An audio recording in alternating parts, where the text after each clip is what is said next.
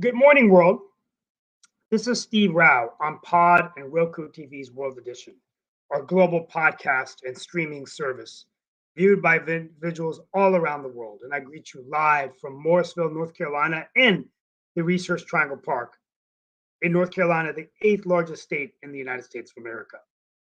We welcome you to the show to talk about global affairs, innovation, sustainability, a changing climate, and an ever increasingly turbulent world, economically, politically. Today, the breaking news is that former President Donald Trump was charged with 4 federal counts related to his efforts to overturn the 2020 presidential election. The charges were brought by Jack Smith, an independent special counsel, who accuses the former president of conspiring to defraud America and to deprive people of their right to vote and have their vote counted. Trump dismissed the charges as a fake indictment and still today is leading the field of candidates for the Republican nomination for president of the United States. It doesn't even look like it's close. So, yes, a president who's been indicted could very well be the nominee running against Joe Biden.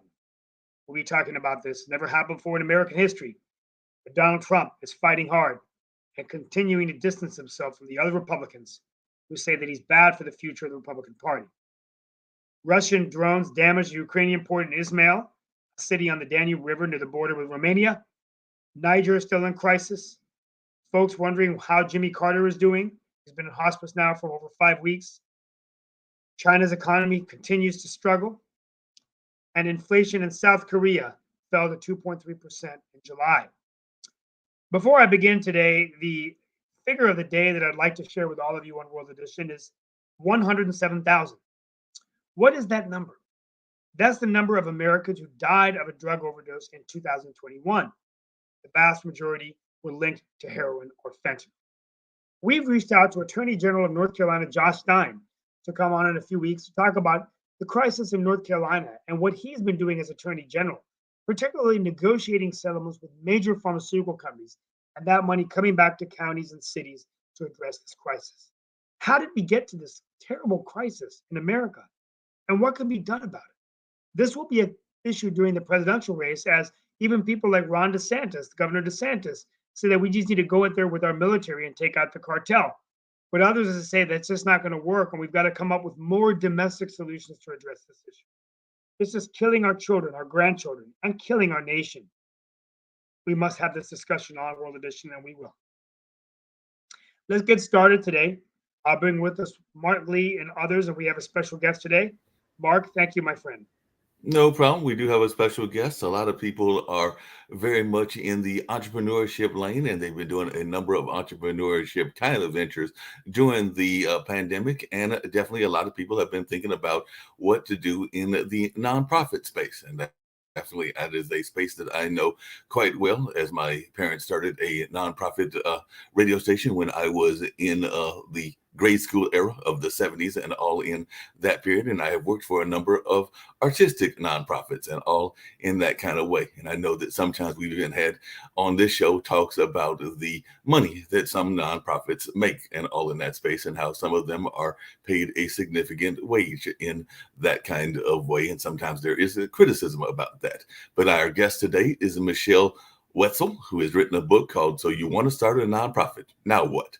How to Start and Run a Successful 501c3 charitable organization. And it seems like she has definitely had some experience in that space, definitely having run some nonprofits herself and interviewed more than 60 nonprofit experts, running 3 statewide nonprofits and serving on more than a dozen boards. And I know that board work can definitely be some very noble work, as I have served on a couple of artistic boards and a couple of media boards as well. So I definitely know how that space can be. And definitely it is sometimes a challenge to be involved in that space as well. So I'm going to bring Michelle on, learn more about her and what she's got going on, and more about this book that she has written and some of the lessons that she has learned and that others have shared with her, and all along those lines. So I guess the first question I've got to ask you is, What are some of these common mistakes? Because you said that you would like to help people avoid the common mistakes people make in starting and running a charitable organization. I know a lot of times people are looking at ways to spread awareness around diseases and other things in that space. I actually did an event not that long ago with some friends of mine that were raising money for leukemia and lymphoma, and they definitely did that. They did a couple of events, and there was also an event that was done to raise awareness for veterans and all in that space. But we were using streamers to get the message out in those particular cases that I am referring to. But what are some of those mistakes that people make when they think that they want to start a nonprofit? Yeah, so thank you for having me. I have seen people who have very honorable intentions. They want to honor a loved one or get more information out about a disease or preventing some tragedy, and they don't realize how many nonprofits exist in the world. And there are probably nonprofits already doing what they're wanting to do. So if they start a new nonprofit, they not only have to do all the work to incorporate and apply for their 501c3 with the IRS and follow all of the guidelines and rules for that, but they're fighting the other existing charities for volunteers and board members and funding and even the clients that they work for. So That makes a lot of sense. Just along those same lines, I did not realize there were so many public charities in the U.S. I know that in the speaker sheet that you sent me and everything, that there are like 1.7 million public charities in the U.S. alone. And in right. Delaware, where I believe you are, there is roughly one charity for every 1,000 people in the state. That seems like a lot of charities for folks to be trying to decide where they want to spend their money and do their support and all of that. Because I do know that that is a common dilemma that folks have just in the public, is knowing where they want the charity to go. And then in some cases, as Shaquille has pointed out, there are sometimes messaging within the nonprofit that doesn't fit in the nonprofit's directives. And he may have some questions around that, because I know he's brought up the Sierra Club that has gotten involved in issues outside of the environmental issues that they were originally intended to be talking about, and all along those lines. So just some of your thoughts around the messaging that sometimes the nonprofits may do multiple messaging, and it may not just be the message of what their nonprofit is about. Well, yes, and they need to be very specific about what their mission is, and they call it mission creep when you're considering taking funding that is earmarked for something that isn't quite in your mission, or maybe far outside your mission, but the money is tempting because you need to keep your nonprofit going. So the board needs to be very clear about what it is that they stand for, their values, and they need to stick to that. Yeah, that makes a lot of sense. What is it that got you into the nonprofit world? And like I said, I'm going to definitely hear from Steve and bring in some of the other panelists as well. But what particularly brought you into the nonprofit world, and what made you think that this book was a book that was needed at this time in 2023? So I got into the nonprofit world when my kids were younger. I was volunteering at their schools, and then the summer pool and neighborhood homeowners associations. But then I joined the Adopt a Family organization board in our area, and just kept being asked to join different boards and gaining a lot more knowledge along the way about what works and what doesn't work, and what should be in place, the correct governance and policies. And so after a number of boards and a number of leading nonprofits and starting a few nonprofits, I decided to share what I had learned.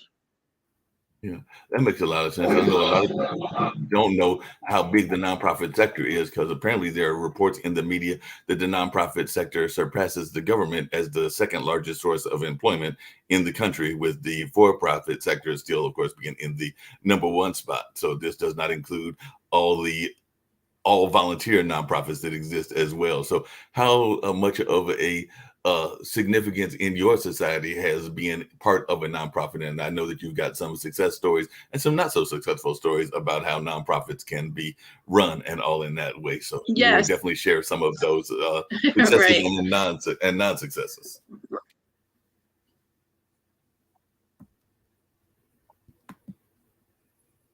Yeah, so I'm part of a board that was started because a friend lost his son to suicide 5 years ago. And the family wanted young people to start talking about mental health. Uh-oh, I'm losing you. And so they started just speaking engagements in the area. And then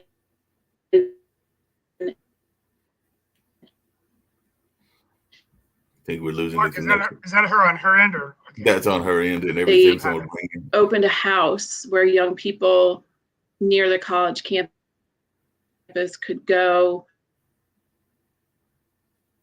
Yeah, it's freezing. yeah, it's freezing there. You might go Can out you and come back in. all hear me? Yeah, It's kind of like freezing. being spotty, freezing, coming in and out and everything. So I don't know if you want to You're bounce frozen. out and then bounce back and everything, but it is definitely kind of freezing along.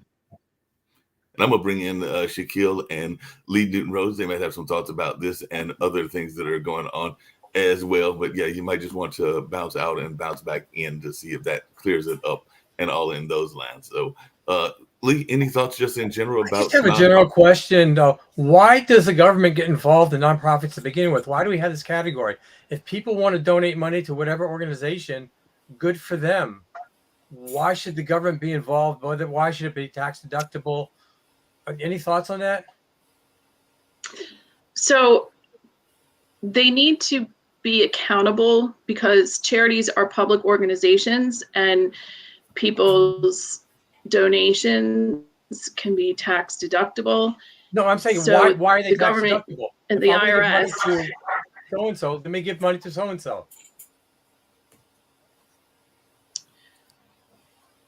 It's just the way it's been set up, and they make the charities accountable, and that in return the donations can be tax deductible. No, I get all that. I hear. Okay, thank Yeah, you. I think it's just another incentive for people to donate.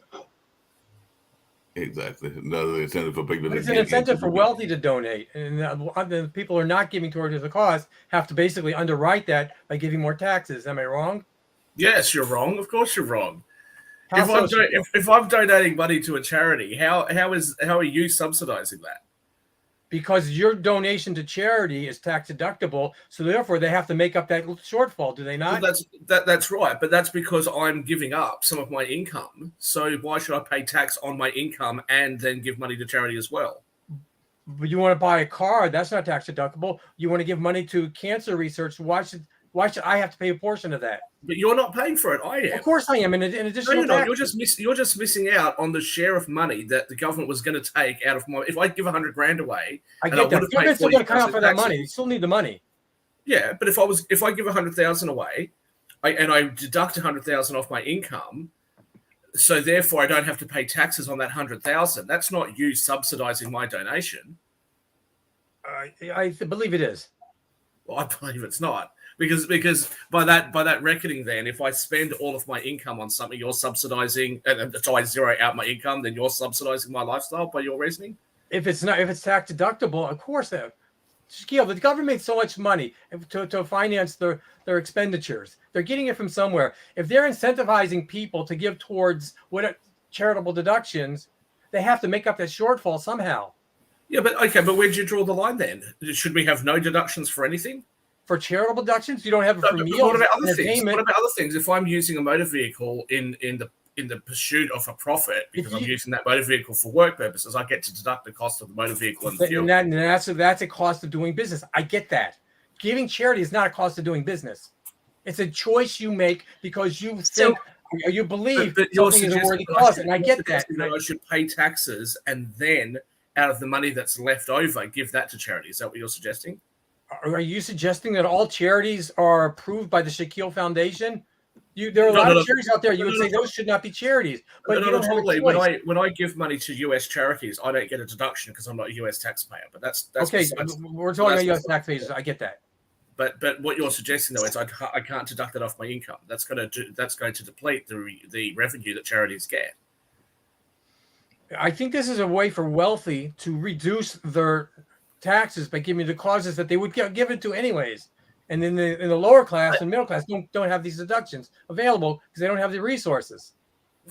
But it's also a way for the government to not have to run programs. Many charities are running There was a lot of truth to what you're programs saying. for citizens that the government would need to run if there wasn't a charity available to do it. I agree with that statement, and they're probably doing a much better job than the government ever would. That is true. Hey, Michelle, I know one of the things that comes up within the conversation around a nonprofit is that sometimes people don't always understand. I mean, I have an understanding because I've actually selected some executives for different boards, including some art boards, but sometimes people are wondering about the salary of some of the nonprofits and particularly the nonprofit leadership. So when you were talking to the nonprofits, was that a conversation that came up and what was their reaction to that? Because I do know that some people will look at a nonprofit and they'll be like, hey, how come we're doing a nonprofit and the CEO is making, a couple of hundreds of thousands or millions or something along those lines. So what was their thoughts when you were doing this book and whether that came up in the conversation? It did not come up because my book is geared toward people starting a nonprofit, but so it's starting small and mostly all volunteer and that kind of thing. But a lot of what you're talking about are big national, large nonprofits that have branches in different states, and the overall CEO may be making a huge salary. Yeah. Well, I mean, I think nonprofits can do a lot if they're targeted in the right direction and the funding is, going to do great causes. I know that one nonprofit we have here locally helps spousal abuse. In fact, I just received a call from somebody that was a victim of spousal abuse, and their organization is called Kieran, and they do a lot of stuff. And then there's nonprofits that support veterans, all kinds of organizations, nonprofits that support disease research, and so I think these are good causes. Mark's point, I don't think there's a limit to nonprofits, how much the administration can suck out in terms of the overhead and how much they're actually giving towards a cause, such as to mention, Hillary Clinton Foundation. There are foundations out there. They don't give to anything except the own internal administrative salaries. Well, I think that's, that's you have to, I mean, the defense there is that you have to run an entity, you've got to pay someone a salary for their time and job. I understand it, but if 99% of the donations are going out the door in terms of salaries, is there transparency a lot of these times that donors are aware of that? Well, foundations are different in a different category than public charities. So I'm not sure about their transparency rules, but public charities, you can find their 990s online and look at what the salaries that they're paying and decide for yourself if that's a charity that you should support. Hey, Michelle, along those same lines, and I wanted to get back to something that Shaquille has brought up several times on shows, and you actually gave it a title. I never heard that title before, but is that a problem that exists not just on national nonprofits, but on local and state and regional nonprofits? Because I heard you use that term mission creep, which is kind of like where they go away from their mission statement. And I know all nonprofits are supposed to have a mission statement that they are maintaining and everything. But is that something that is a major problem from your research, and what are some of the other major problems? Because I know that Shaquille has brought up things that how the Sierra Club has gotten involved in LM and other things in that space. But I'm just wondering your thoughts around this being a problem and whether that is something that you saw in your conversations with nonprofits. It can be a big problem because it's very tempting to take funds because you're constantly searching for new ways to infuse funds into your nonprofit. And if someone's offering money, it's hard to turn it down, even if it's not specifically for something that you originally stood for. So the board is responsible for making sure that that doesn't happen, but not all boards are good boards. What do you think makes a good board, by the way? Because I know that some boards will specifically look for specific type of people. They're almost like the government. They will look for lawyers because they want to have that legal representation. They'll look for a good accountant. So I'm sure Lee might be on some boards because he is a good accountant and all along those lines. And they will look sometimes for demographic representation, meaning that they will sometimes be looking for people in different minority groups or that can reach out to those groups depending on what the cause is and all along those lines. So I know that there are different things that certain boards look for and they have that in their board recruitment process. But from your research, what makes for a good board and what are some of the qualities that a good board needs of a nonprofit? Diversity is certainly the biggest factor, because the more diverse your board, the more ideas can be thrown around. Because if you have everyone who is the founder of the organization's friend or family member, the ideas are going to be pretty insular. They're not going to think about certain factors about the community that they're serving. And you should definitely have someone from the community, more than one person, because if there's only one representative figurehead from each different demographic or area, then that person might not feel comfortable speaking out on behalf of all of the people they represent. So if there are two or more, it makes it a little easier for them to speak out on what they believe and where they think that the board should head. Shaquille, what are some of your thoughts around this? Because I know that you have worked with a number of nonprofits, not just in Australia where you're based, but around the world and everything. Because you've told me about some that you have dealt with in North Carolina, where we are, as well as in California and a number of other places as well. So what is some of your thoughts about the mission of nonprofits? Like I said, there are millions of them around the nation, meaning the nation of the United States, but there are probably many million around the world and all in that space. And you have definitely, through your Chamber of Commerce work, had the pleasure of working with a number of these even newer nonprofits. So what are some of your thoughts around nonprofit work and the importance of nonprofits? Well, I think nonprofits are able to deliver services to potentially supplement or deliver services that aren't being provided by government. So that could be a good way of doing things.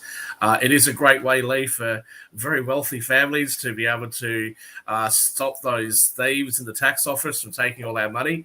It allows us to actually spend the money on social services that we think are worth spending on. Shaquille, that's true only if they're actually donating things. They say they're donating and they're appraising things properly. Absolutely. And look, of course, we see abuses, and the foundation rules that Michelle briefly sort of mentioned before.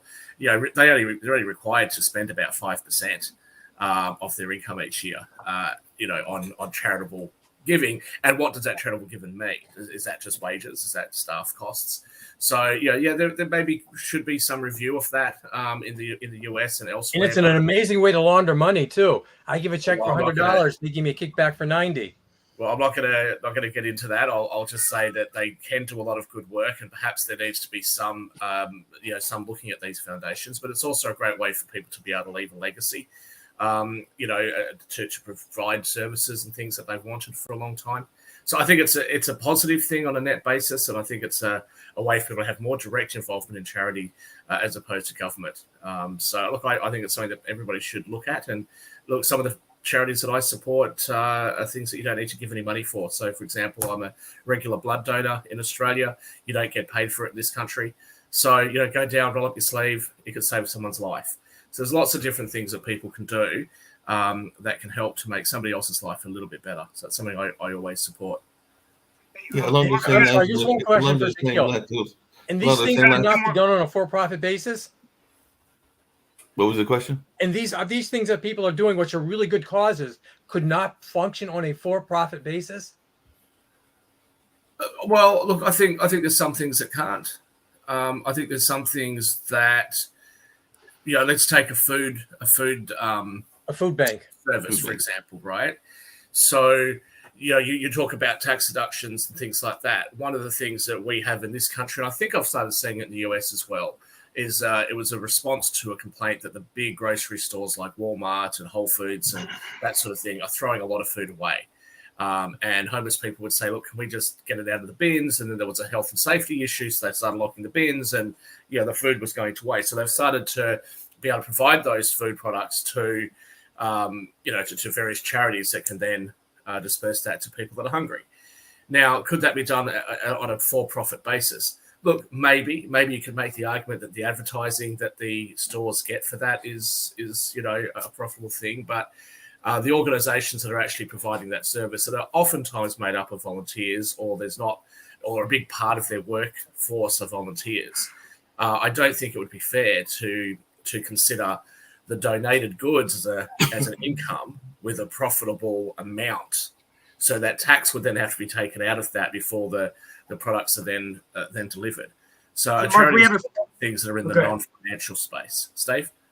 No, we have a few more minutes before we get into our political side of the show. So I wanted to give Michelle any last-minute thoughts she has about how we can be helpful to nonprofits as people in media. Michelle, I just wanted to ask you, I pretty much buy everyone's book, whoever comes onto our network. I'm trying to find your book. Is it on Amazon? It is on Amazon, but the launch date is August 19th. So it's not quite ready for prime time, but soon. I do see it. So it is actually here, and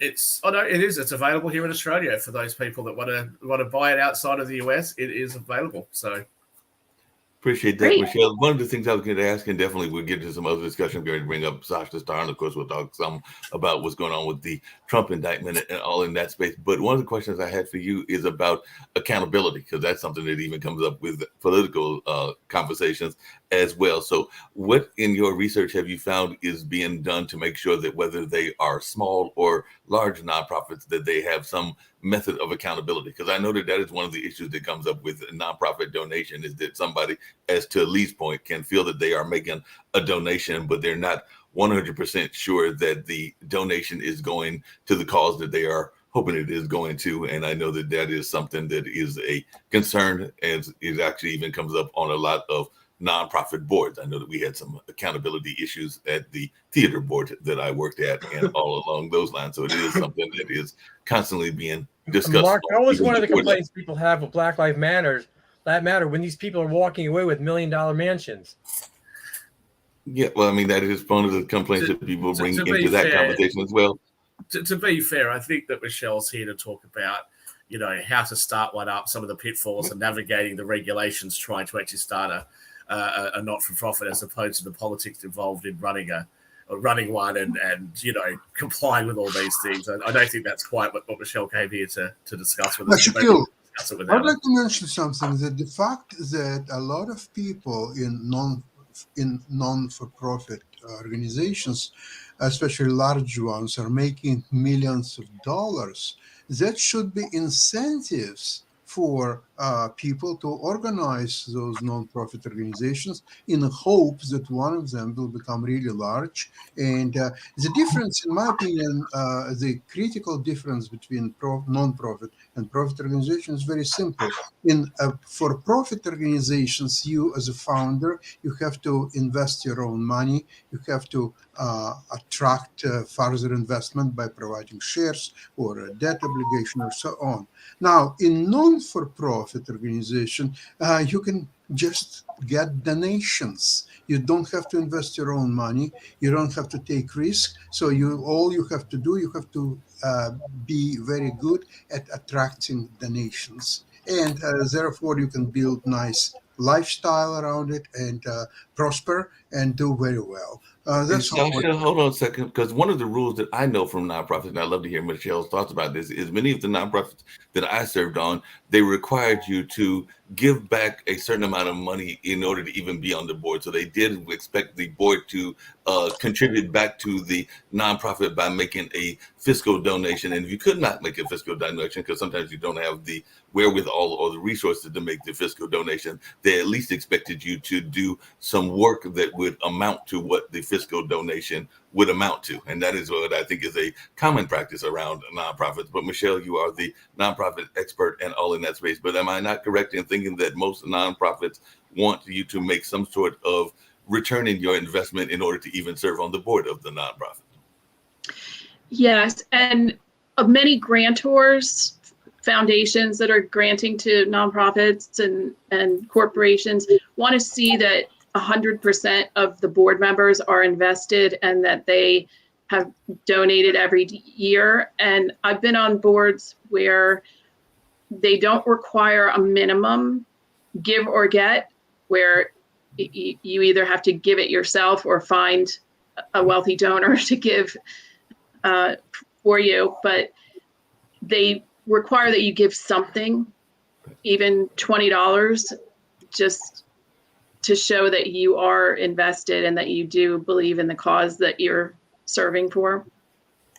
Yeah, and that's what I was always taught, was that you have to, like you said, even if you don't have the even 20 or 30 or $100 to give, that you need to at least provide some services that are equitable and everything. So like I said, if you are in the press, you might write a press release or do something along those lines. So there are ways that you can give your services and make the donation, even if it's not a fiscal donation, because there are definitely ways that you can get engaged in that space. And I know that that has happened here and all along those ways here in North Carolina.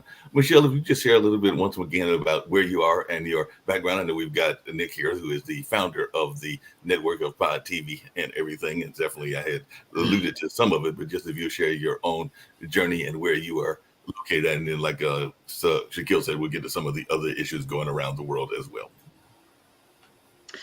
I'm sorry, what did you want me to share? Your location, where you are, and how, and just a little bit about your own history. So I am in Delaware, and I travel a lot, and I've interviewed people from all over the country for the book. So I've gotten input from quite a lot of others who have nonprofit expertise, and I'm hoping that this helps many people.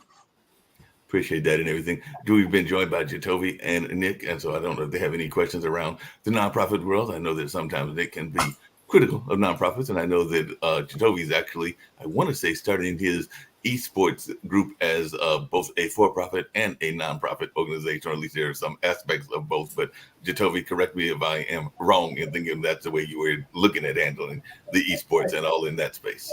Well, actually, I'm in the midst of starting a nonprofit. It's a full nonprofit around education and esports, dealing with building the community and working with at-risk youth and a whole bunch of other stuff.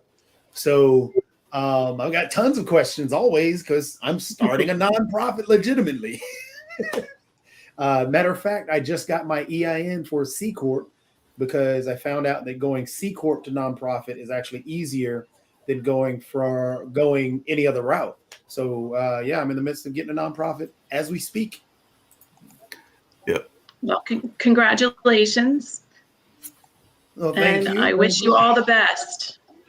Oh, I'm gonna need it. I'm gonna need all the help I can get because again, learning this pathway and learning the fun of nonprofit and the goods and the bads, of course, but trying to navigate that world is definitely a fun trip.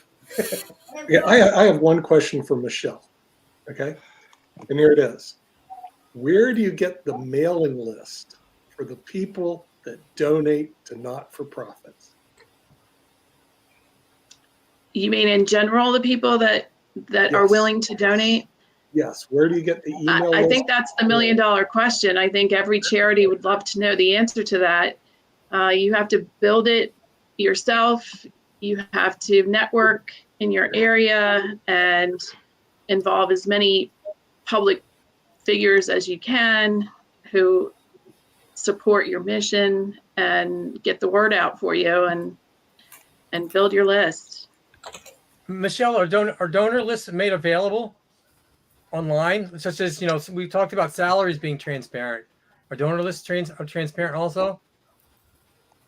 Well, most nonprofits will do an annual report to their donors, and that will list all of their donors and usually donor levels of giving, but that's not required. But It's Michelle, just a along those public same lines, transparency.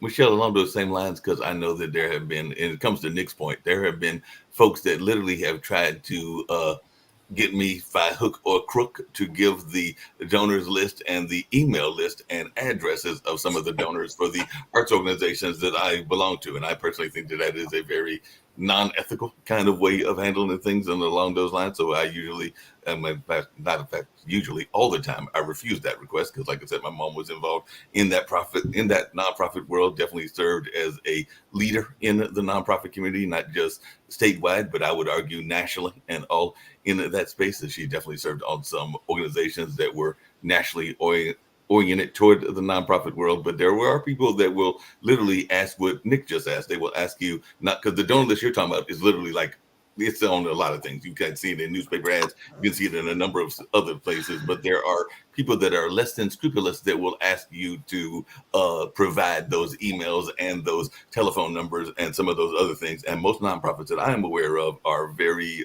protective of that information. They're not trying to just give it away. Do you think that Nick has sort of charitable reasons for wanting to find out where to find the data lists? Do you, Mark? Wait. There's a couple reasons, okay? And only because, first of all, I'm definitely on a list because, first of all, we donate to a lot of non-for-profits. And including the Sierra Club, by the way. I'm going to go to my mailbox and I'm going to be solicited by half a dozen different groups, half of them that we donate to and half that we don't. So I know we're on the list of donors, number one. Number two, if you find the list, the people that donate are more likely to donate to another not-for-profit because they make a lot of money. They have excess capital and they're willing to donate to causes. So hence the list, whether you like it or not, Mark or Shaquille, is extremely important. All right, number one. Number two, not all the organizations you donate to are ethical. One person I know who lived in a multi-million-dollar home, I said, what do you do? I do private charities. What do you mean by that? Well, I fly around my airplane, talk to old ladies, give to my charity. 99% of the money goes to me as the quote organizer.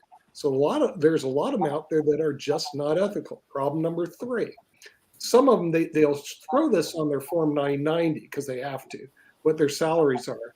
But some of their salaries are outrageously high for a not-for-profit or, frankly, even a for-profit organization. That's the reason when I was working with PBS, I was going, the reason they don't want to change anything is the upper echelon gets paid millions of dollars, literally, in salaries to work for PBS. And I'm going like, and then they get on TV and they say, oh, please donate to us. Oh, please give to Big Bird. Please give to us. And some of these people are making millions. So and we'll go to another not-for-profit that's unethical. The NFL. What? A group of billionaires and they're operating a not-for-profit, also exempt from the antitrust laws of the United States. Now, you're not going to see the television shows talk about the NFL being a not-for-profit and exempt for the antitrust laws of the United States. You know why? It's the Billionaires Club, baby. And they also own the media. Nick, you started talking about the email list. You missed something. A lot of times, unfortunately, people are targeted because of donations they gave to organizations. I know. That's the reason I'm on the list. No, I know. nefariously. In other I know. words, for example, let's say Nick gave to the Trump campaign. He's going to be targeted people like, what kind of person are you? How could you give to such a cause? So I think we've gone down the wrong path and utilizing extreme Jacoby, you need the examples. list. Dude, you're starting not for profit, buddy. You need Yeah, the list. and there's a reason I'm starting a nonprofit more so than actually starting a for-profit, because right now what we're doing is we're demonizing and saying that nonprofits are worthless because they do great causes a lot of times better than the government could. Nonprofits are worthless in general. They vary just like for-profit companies. You have some that are they're a bunch of good people doing ethical things, and then you have some that are but go on. Just like for-profit, more often than not, those companies are better than actually the bad ones. There are more good ones than there are bad ones. Agreed. So yes, we can highlight, sure, the NFL is this super big business, but what about the literacy centers? What about the other nonprofits that are dealing with other individuals, for example, dealing with domestic violence and those individuals? Those are the nonprofits. For example, the nonprofit that I'm starting is actually a community build program to help at-risk youth get opportunities that they would not get by going to either a for-profit or even having just being there. And I'm sure Michelle, actually, her nonprofit is probably, or dealing with some of the nonprofits that she deals with, I'm sure deal with other areas that we complain about. How we say that, well, the government can't do education. They need to do extra educational programs. Well, those are covered by many nonprofits. The government can't help out with safety and all the. Well, plenty of those things are covered by nonprofits. And so it'd be better for us not to just chastise nonprofits in general because of one nonprofit that we see as milking the system or feel is milking the system. Let's talk about some of the smaller nonprofits. But you've made a comment there that there's more good nonprofits than nonprofits that are perhaps abusing the tax code. On what evidentiary basis have you formed that opinion?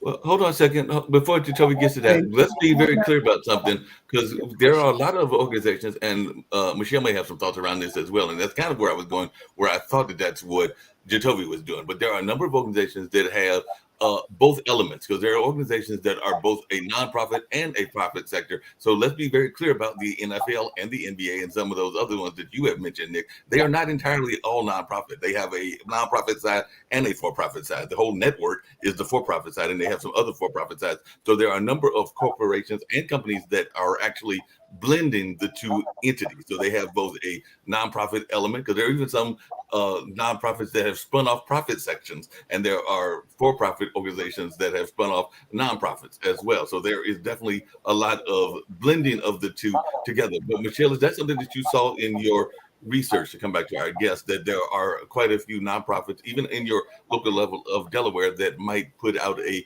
for-profit section or something that is in the profit area?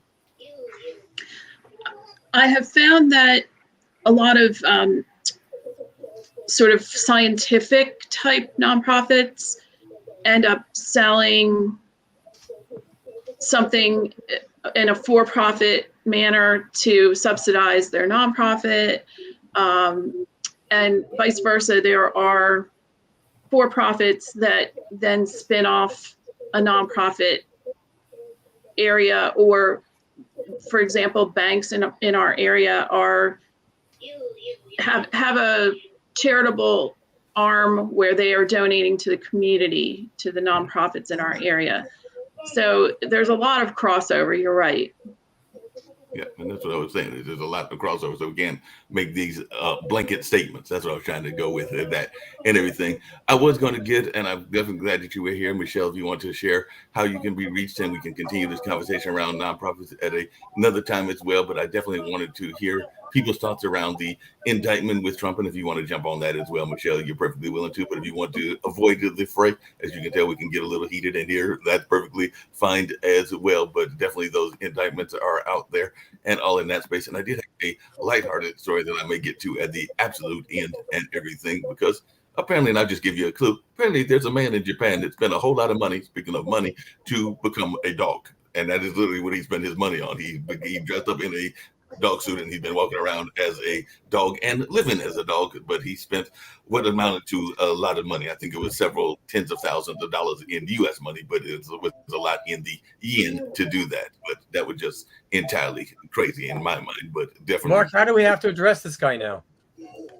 Good question. Do we address him as a dog? Do you go in there and pet him? I don't know what you do, because literally, if you look at the pictures, he is dressed as a collie. He is literally like dressed as a collie and looks like a collie. He looks like an actual collie. Identifying as a dog. I mean, it's one of the latest. He has to be on a leash then. Someone has to pick up his poop. Yeah. Well, okay. I mean, that's Maybe he should have used that money for nonprofit donations. We've only got 12 minutes of Michelle. We want to thank you for being on the show. If you could just give us a site where we can get in touch with you, and we welcome you to stay on the next 12 minutes. Thank you so much. Yes. Thank you. You can reach me on my website, 501guide.com. And all of my information is there. Thank you so much for being with us. We wish you well, and we welcome you back to the show anytime. Thank you. Thank you so much. Appreciate you, Michelle. So we're going to continue our political. We're going to continue our dive into our political discussion. the scrum is going to start. The elephant in the room is Donald Trump's indictment. 4 charges by Jack Smith, the independent counsel. Very independent. He is so balanced and independent, Jack Smith. I mean, I'm seeing But the other what- side as well, but I can see how What independent is he is. this? Is this so? Let's put on our political hats. Do you think this is bad for Democrats because the focus is so much on Trump rather than why Joe Biden should be reelected? Or do you think it damages the Republican Party that this guy is most likely going to be the nominee of the party? And if he's the nominee of the party, will it be the midterms all over again where there's low Republican turnout, the fringe candidates don't win, and Democrats take back the House, the Senate, retain control of the House and Senate, reelect Joe Biden, and then also in North Carolina solidifies Josh Stein's election as our new governor? I think if I were Josh Stein, I think this would be good news. But anyway, We're getting a lot of feedback, guys. So maybe just mute yourselves if you're not talking. Steve, what's the purpose of these indictments? Throw mud at the wall, see what sticks? There are actually 4. I mean, the legitimate indictment that came out yesterday from Smith. I mean, from what was it? Conspiracy to block rights and so on and so forth. I mean, it's legit. It's not the talking point from the GOP. Because the tough part is the Republican Party has created a monster and now has to navigate to keep their MAGA base together, while if they are going to keep Trump, then you cannot yell out that we are the party of law and order, because that's going to be hit against them. But again, the MAGA base itself, you've already created that monster, and they follow Trump wherever he goes. And some of the Republican heads in that party, the other presidential candidates, are trying to separate, but it's tough, because if you try and separate yourself from Trump, saying what Trump did was bad, you're upsetting the MAGA base. And Ramaswamy, go ahead. No, I think, Jacoby, you bring up a good point. And I think that, like, if I were the Republicans, I mean, is there some kind of a deal that can be struck with Donald Trump? I mean, could they offer him like the governor of New York, or maybe Secretary of State? The governor of New York. What's that going to do with the federal government? Or the United States Senator. The United States Senator. I mean, give him something where he can take a break and then come back. But here's the bottom line. Maybe I'm mistaken. Let me finish, Shaquille. If the Republicans nominate Donald Trump, you take this to the bank. I'll bet everyone in the show $100. Joe Biden will be reelected president of the United States. I'll take the bet on behalf of I everyone. wouldn't go And- so fast on that, okay? Because the thing is, Trump is very polarizing, but so is Joe Biden. And when I see it, if you hate Trump, he's guilty. It doesn't matter what you put in the indictment. You But can this say, Trump, but well, this is about the presidency. if you I mean, like here's the Trump, he's innocent. And you know what, Steve? He may not be convicted because Nick, Nick, this is we not gotta a make made up sure the problem is Steve is right. the jury, Steve is you just need one Trumpster in that jury. This case falls apart. Remember, he was indicted twice, and Steve- both times didn't Steve go through. right now is He was correct indicted because twice it didn't go through. So this could Nick, be just political garbage. Good luck. The next president of the United States will be Donald Trump again. actually no, Nick. The thing is, the way the polling is breaking right now, the polls are breaking in terms of the independents, not because of the Republicans, not the Democrats. And this is the independents based on Trump. The polls are breaking for Biden more so than Trump due to the fact that he is that polarized. I've been running, they've been breaking for Trump, not for Biden. No, they're So breaking. you're- Look at it. They're you're- breaking for Nick, Biden now. let me give you my final thought. If you look at the midterm Hold on a elections, second. Again. Hey, And hold on a second, they're Steve. they're Hold on. feeding right No, they're into breaking. the Yeah. problems that we're seeing. So this could backfire on the Democrats. but big time. but if you look at the midterm elections, I think that's evidence of how what would happen in a general election, right? There's And the Republicans. midterms don't go for the Democrats. No, Steve, you know I mean, that. think about it. Donald Trump endorsed Kerry Lake. He endorsed all of these fringe candidates. Yeah. They all lost. Democrats won. The I mean, the same Republicans thing's going to happen. down in the midterms. What Kool-Aid are you drinking, Steve?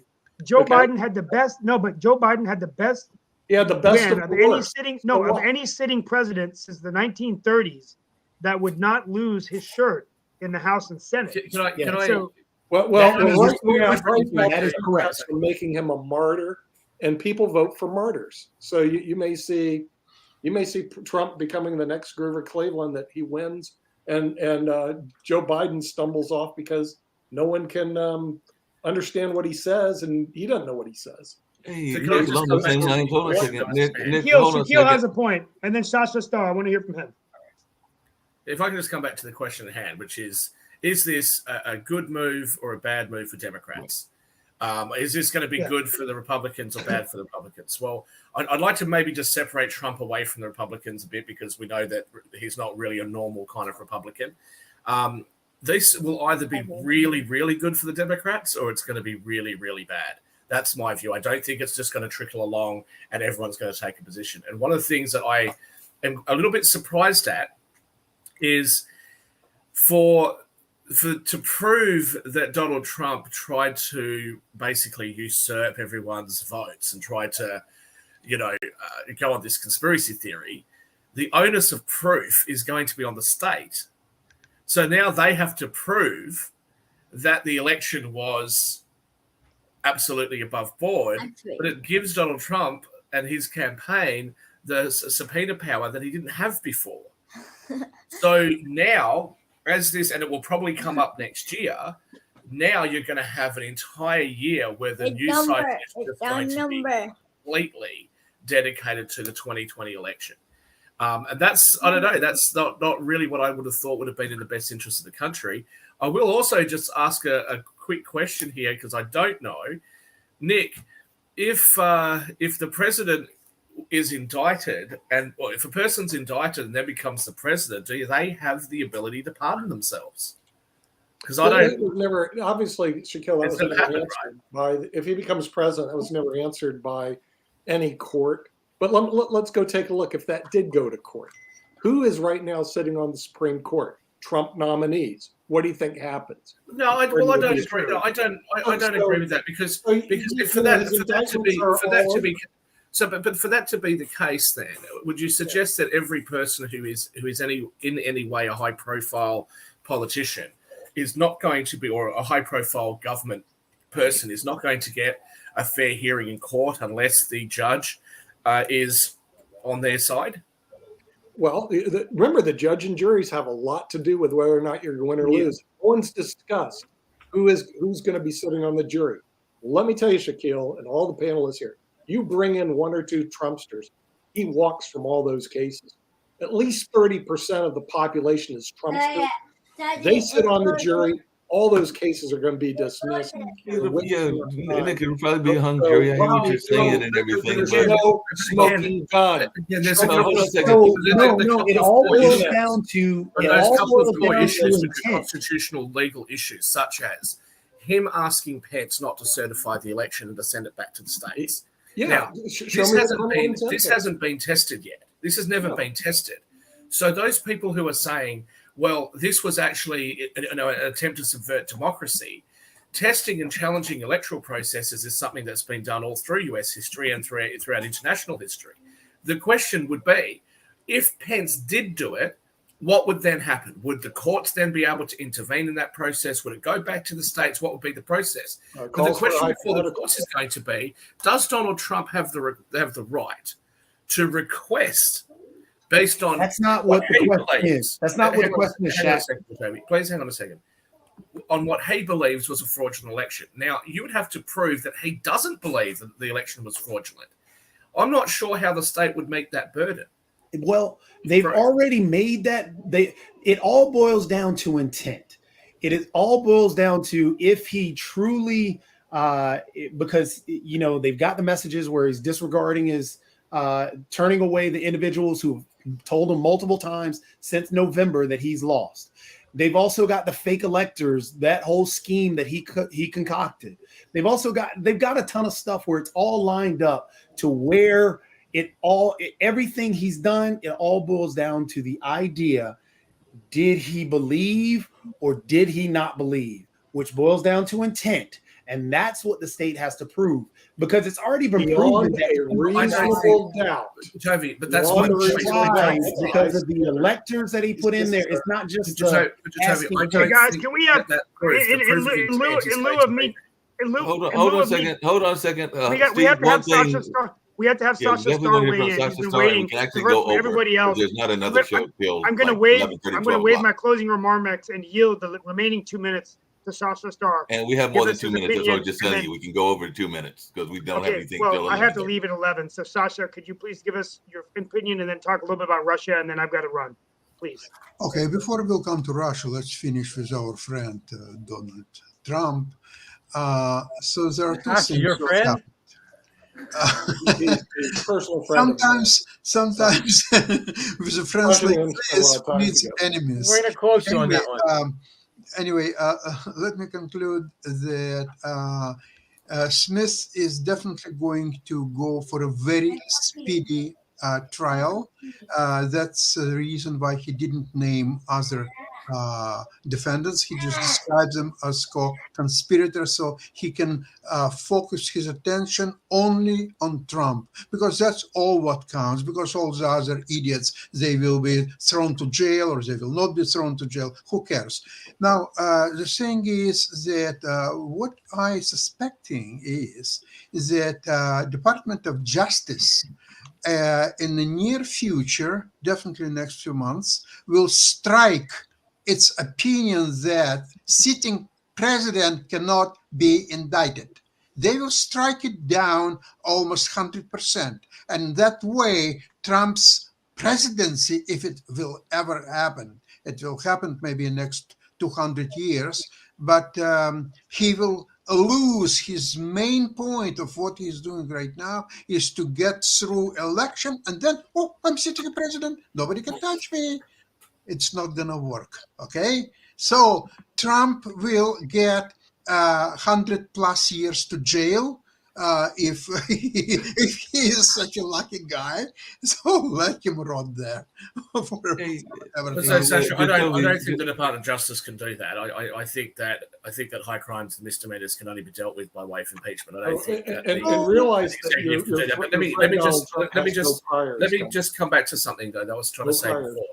One of the questions that came up was, for example, in Pennsylvania, as to whether or not the judicial branch of government had the ability to make the COVID rules in relation to that election, or whether that had to go back to the legislature. Now, that question, whilst it was challenged, never got answered because the challenge was never accepted by the Supreme Court. So what I'm saying is, I'm not on Donald Trump's side. I'm just trying to lay out that I don't think this is going to be an easy, go from point A to point B in a straight line.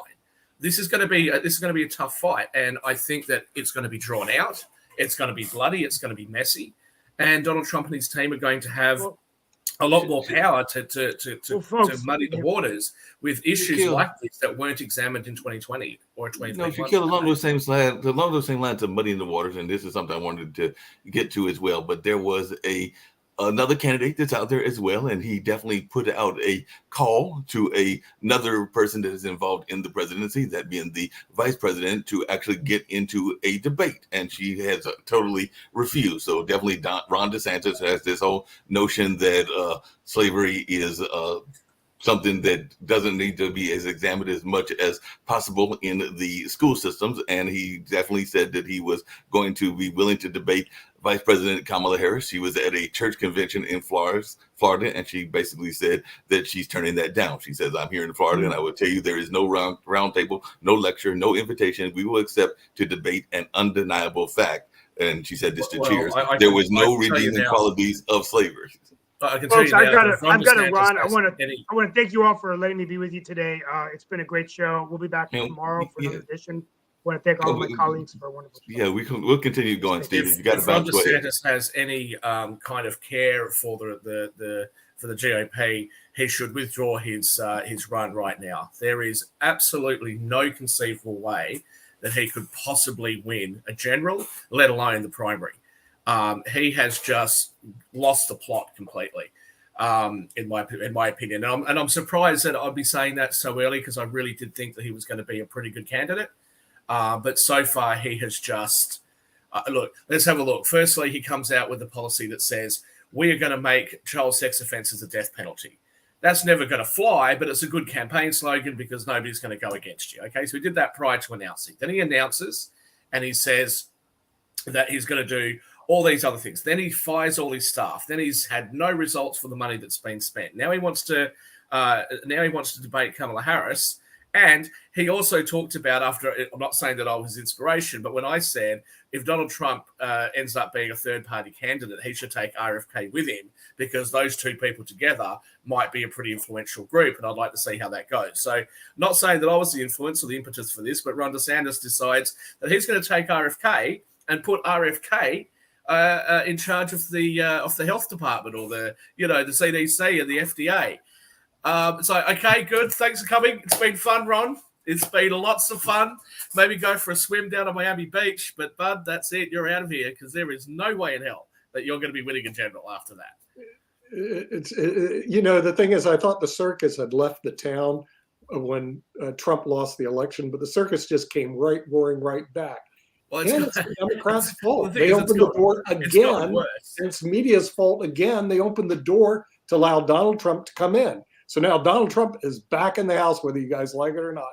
And Donald Trump, in my opinion, has a great chance of winning the election again, because you're going to have an anti-Biden movement, because Biden is we don't know if he's there right now. Look, I just like the idea. I like the idea, Nick, that the Republicans can't seem to put a candidate together, and the Democrats. Nick, here's the question: which Republicans take back the House, that you put Donald Trump in as the Speaker?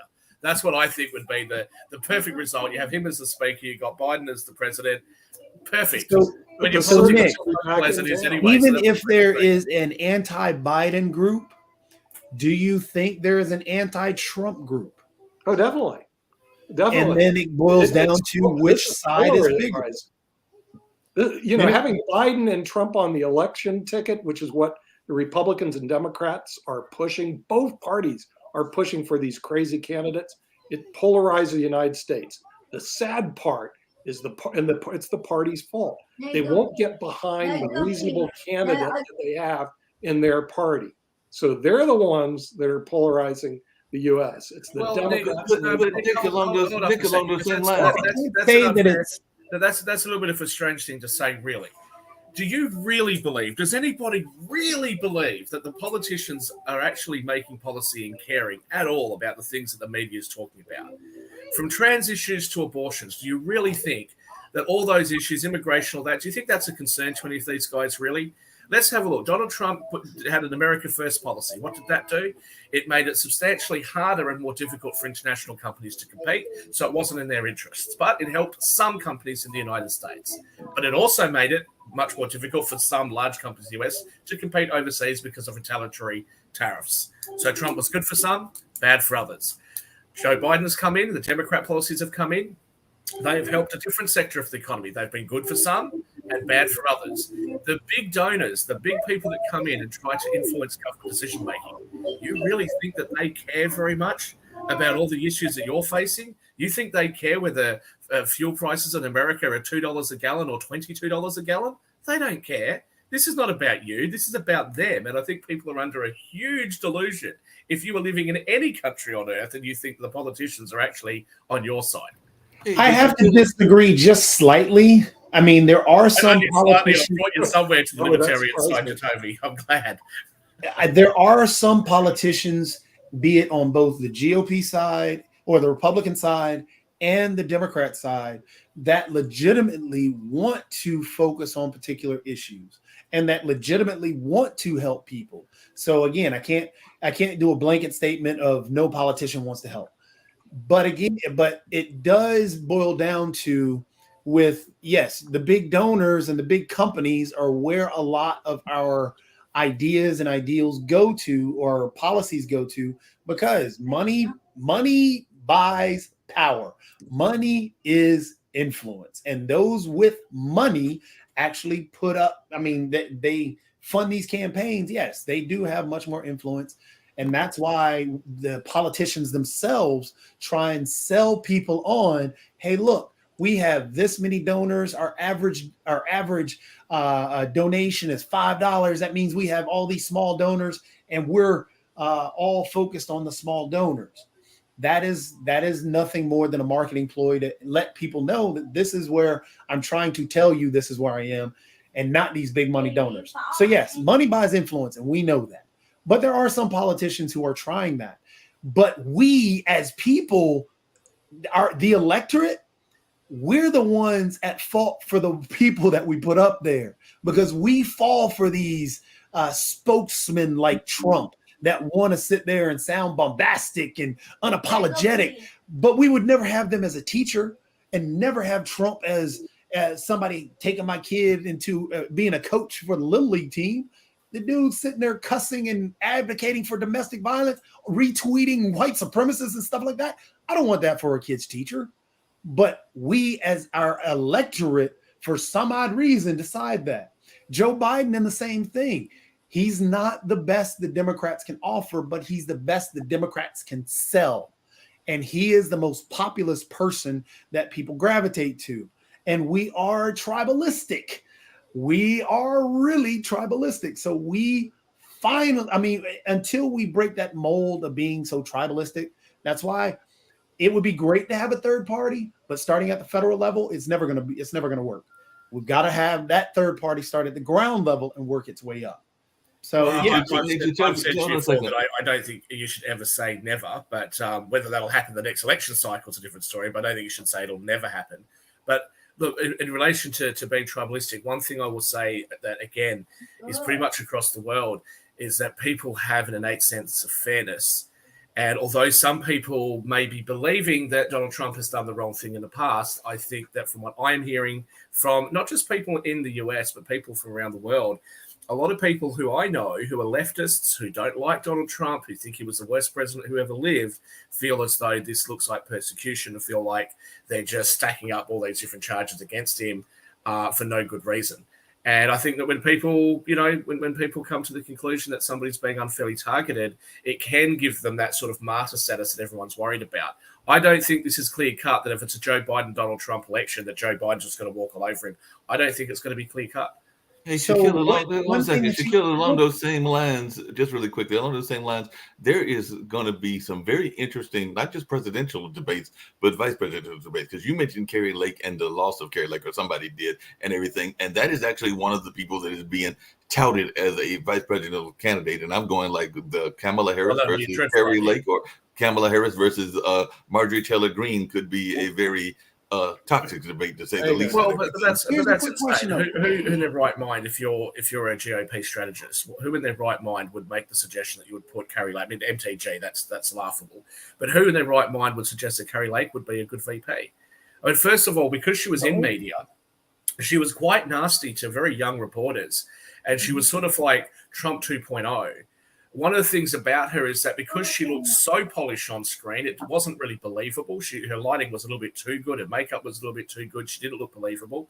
But what I didn't like, personally, was the idea that Katie Hobbs didn't have a debate with her. I didn't think that was a good trend. I don't like that idea of politicians not being prepared to debate issues in televised events. And I'll also say that Katie Hobbs has played into her hands quite well. She should have, to avoid the appearance of impropriety, she should have stood down from running the elections. If she's the candidate and she's also in charge of the elections, and then there's a problem, which there was, don't do that. The Maricopa County, why would you do that? Just avoid that altogether and have someone independent in there. I think that would have done her a lot of favors. But the idea that Carrie Lake would make a good candidate, not at all. I think I would have said Ron DeSantis, but now you're probably looking more like Nikki Haley or somebody like It that. looks like Nikki. So, yeah, Nikki Haley will probably be it. The only person pushing Kari Lake to be the VP is Kari Lake.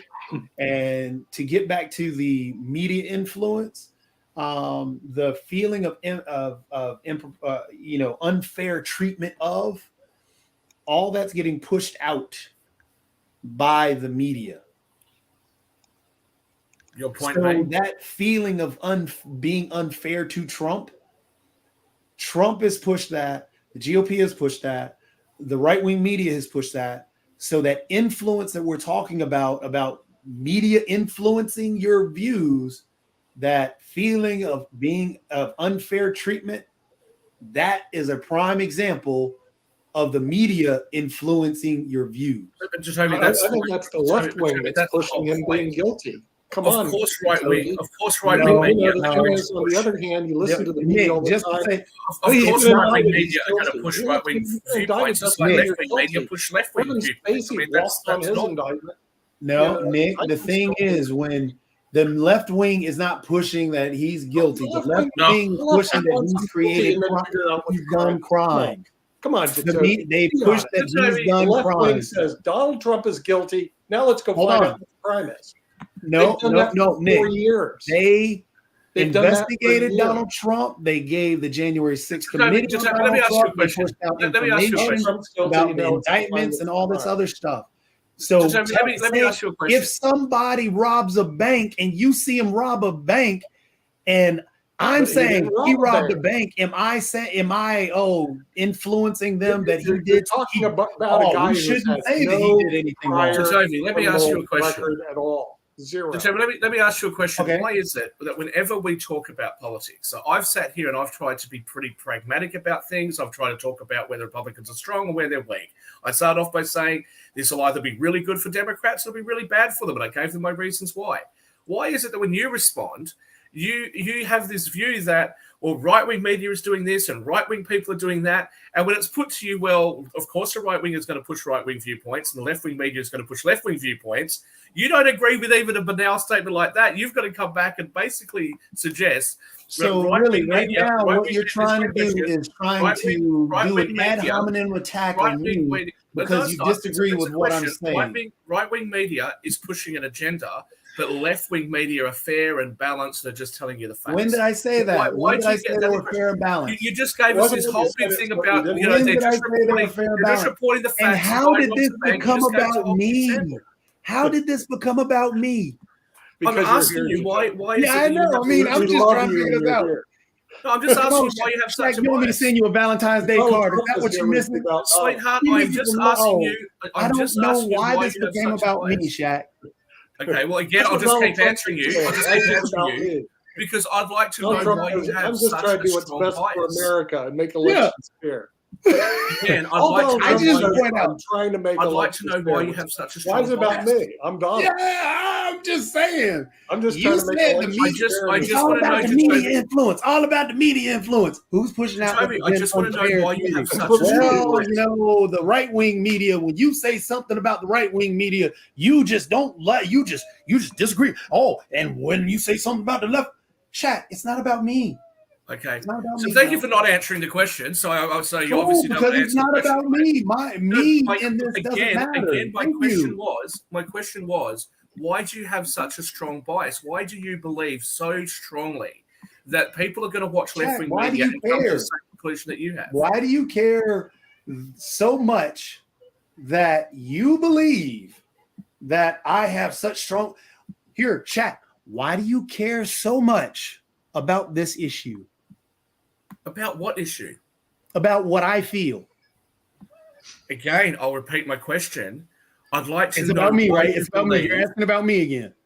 We're giving analysis about what people I'm are giving going an to analysis, and you're asking about me. You didn't even listen to the first thing I No, stated. I did. when I did. started I my heard conversation. your question. I heard your question. Do you want me to answer it or no?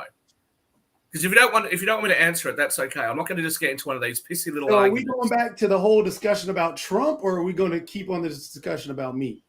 I wasn't talking about you. We are giving analysis. We are giving analysis about how the media is going to influence the electorate. Yep. You've given analysis about what the right wing does, and I asked you, why do you believe that the left wing is giving factual information, and that conclusion is the same conclusion that everybody else is going to have? That's what I asked you. You want to get your knickers in a knot, bud? That's up to you. But Oh, Shaq, it's okay. I don't know.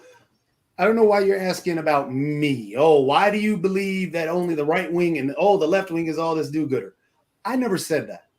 that's Both what influence. you're suggesting is how I the gave electorate you is a gonna- prime example of media influence, and you got upset. I'm not upset. What? I'm not upset. I don't care. It's not. First of Can all, you let me admit just explain that something a to you. prime example Let of me media explain something to you. influence?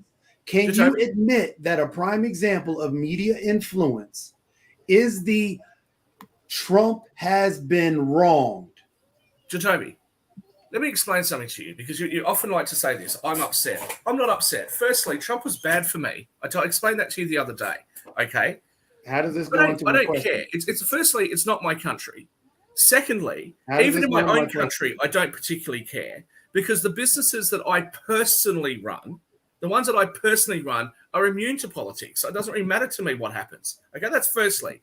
Secondly, as the president of the Chamber of Commerce, my main role when I'm interacting with government is to promote what's in the interests of small to medium businesses, not large corporations, not necessarily individual rights, but what is going to help small to medium businesses. So I give analysis and advice to governments all over the world on those issues, and I do so in a fairly pragmatic way.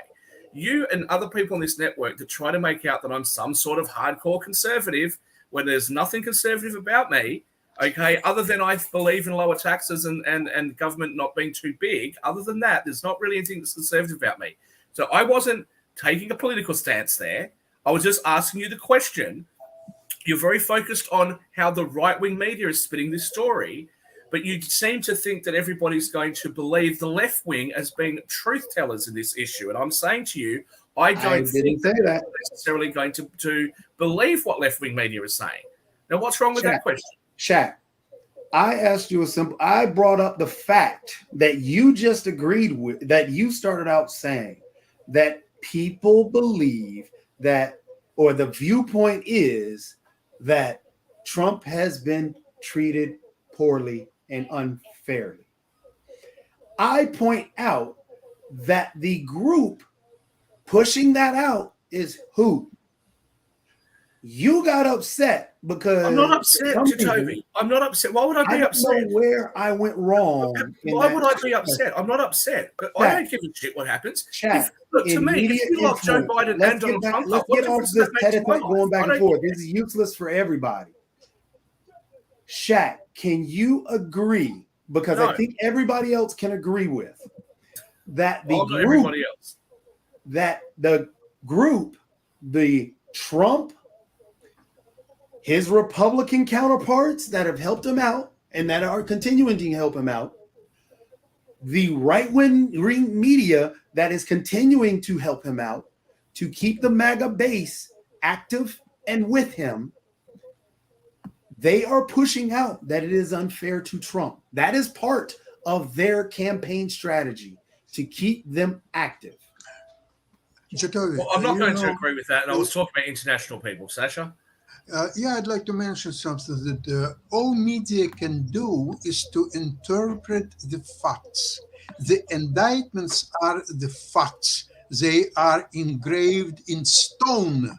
Mm-hmm. And all you can do is analyze point by point made by General Counsel Smith. Yep. And about interpretation, there is very little to interpret.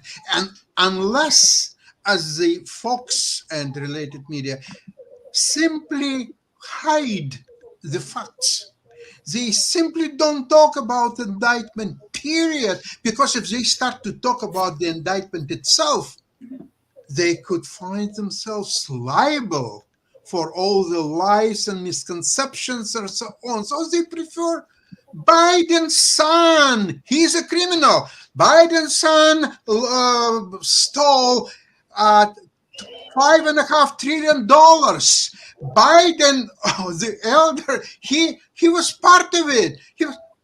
Is there indictment for Biden's or Biden Senior?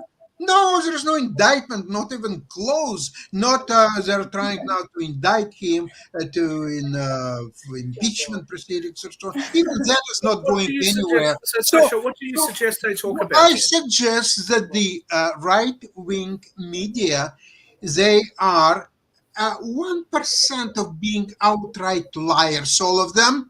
99% they're already there. So basically all Republican Party and Republican ideas are being discredited. They're a bunch of liars. They don't have any agenda. They're supporting criminal. Now, I'm not scared saying that Trump definitely is a criminal and he will be found so very soon. So in fact, the idea of a third party is not so stupid after all, simply because they have to fill the void, because no right independent in his mind will ever vote for not only Trump, but Republicans will lose by a landslide, the House, the Senate, everything. So again, this is what I don't understand. I don't understand why you carry on like this. I really don't.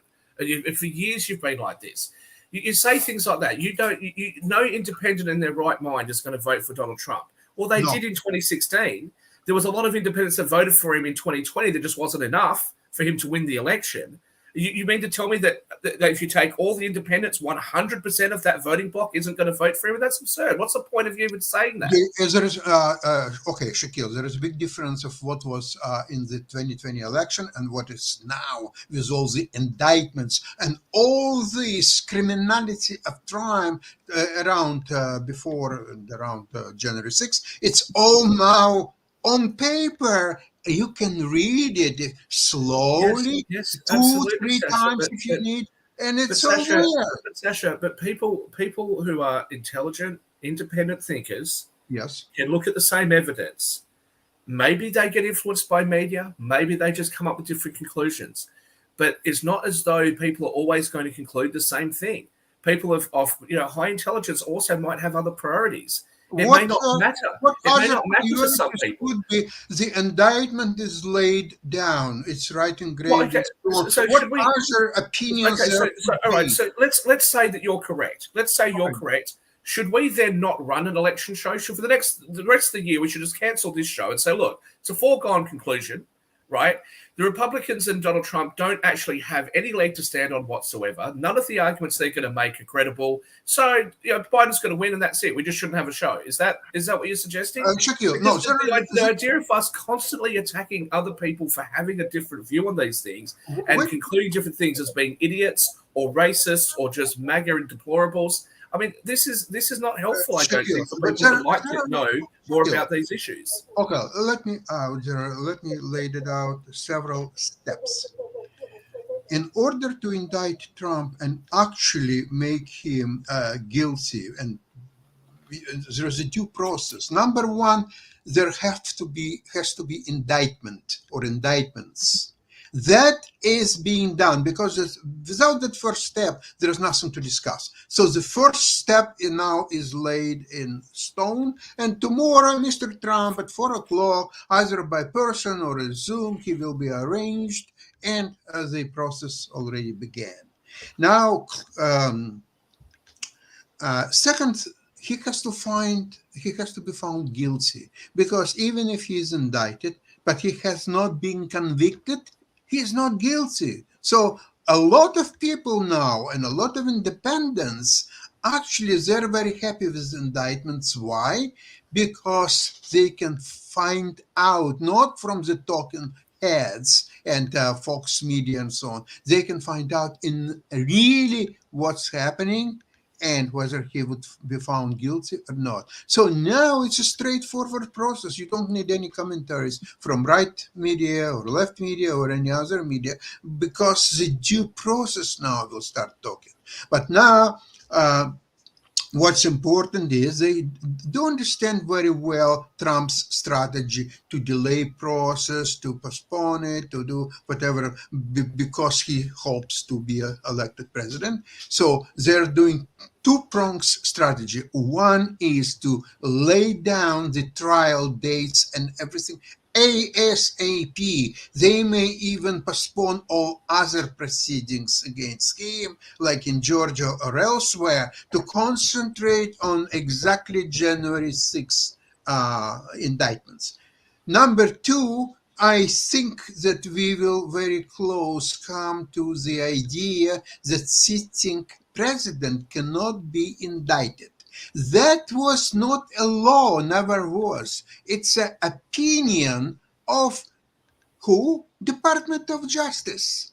So Department of Justice, which is controlled today by Democrats, can reverse that opinion and say that a president, a sitting president, a former president, whoever president is just a person equal to all other people in United States. Therefore, he could be indicted, he could be found guilty, and with that, he would lose his presidency if he would have one. Sasha, I have to disagree there as well. I mean, I'll agree with Track on that one, is that it's not going to be a process of just the Justice Department go ahead and switching that opinion. There's a lot more legal steps that would have to take place in there. And I don't think it would bog down or get lost in the court system. I disagree with you. It's not the law, it's an opinion. Yeah, It's but but that's not. That's not entirely the case, right? So the Nixon Fitzgerald case is what deals with this, where there was a question of whether or not there was presidential immunity. The Supreme Court in that case held that there wasn't. Now, in the Clinton case, I'm not sure of the case law there. Nick, if you know what it is, help me out. But in the Clinton case, they said that there may not have been immunity for pre-presidential acts. Okay. But some of these actions that we're talking about in relation to January 6th and the before the swearing in of Joe Biden, technically speaking, he was still the president and he survived the impeachment. So whether or not that's a challenge that could be had or not, I don't think that the Department of Justice could just turn around and say, well, we have now changed our opinion about whether or not a sitting president can be indicted. I think this would have to be tested either by the legislature or by the courts. Yeah, I agree. Definitely. Even if they did, hang on one second. Even if they did come up with that conclusion, that's the executive, of which the president, by your reasoning, if Donald Trump was to win the election, would the DOJ then go and indict him? Well, by rights, the president is in charge of the executive branch of government, so he could overrule them, could he not? So I think that this would be a much more complicated process than what you're suggesting. Yeah, because by the time that it would get through the courts, and if Trump were to be elected, I mean, from November to January 20th is the only time you would have for that to switch over and, oh no, now we can indict a sitting president and lock that in the law, but that's never going to happen. So it would take it would It get would bogged take down forever. before Hey, the tax Jacoby- write-off. That's why I said before, when it comes to even the indictments that he is on, okay, the law, like when you guys are saying, look, it's just a fact and nobody can argue against it. But there's a big difference between what you might consider to be a fact and what is a legal fact. We all know how slippery the law is and how vague the law can be in their statutes and interpretations. So there's going to be some strong arguments. And of course, Donald Trump's going to have some of the best, most expensive lawyers. I mean, As that long can- as he that pays I'm retainer. talking about. As Chad. long as he pays retainer. Well, Well, Chad, what I'm talking about in terms of the facts themselves are the fact that yes, he tried the electors, the fake elector scheme. That's documented and stuff. What we're talking in terms of the opinion piece on the intent, did he believe and this is why he did that, or did he not believe and he just did this for this reason? That's where that whole legal process, that's going to be a dance that's going to be played out years to come. And that's why I'm saying I actually can't personally see. It's just and so, as I said, it's not because I'm on Donald Trump's side. I just can't see how the state can make these charges out. I just can't see it because even on with what you're calling the fake electors, what he did was he basically requested the states to send electors. Now, it was ultimately it's up to the states to decide that. Now, did he exercise undue influence, or did he try to influence them, or was he challenging them? Well, this then becomes a legal question of intent, as you just alluded to. Same thing with whether or not he had the right to request the vice president not to certify the election. Same stuff. This is all stuff that has to be argued about. The big argument that the Republican Party is using as that defense is that free speech defense, which is that request which is that ask of. That is the big defense that they're trying to utilize, is that you're an attack on that free speech, which it's not really a free speech issue because free speech is regulated in plenty of different other ways, from yelling bomb on an airplane. I talked very briefly before about Pennsylvania. That's a question, that's a legal question. And so when it comes to him trying to put pressure on other states to circumvent what Pennsylvania did, if he genuinely believes that they didn't have under the state constitution the right to do what they did, that's a reasonable challenge, is it not? That again gets down to that belief of belief and intent, because the pressure that he put on when he calls Georgia and says, "Hey, you can find me these extra votes, can't you? Come on, find me these extra votes." That's not what he said, but I'm paraphrasing, Shaq. You know that.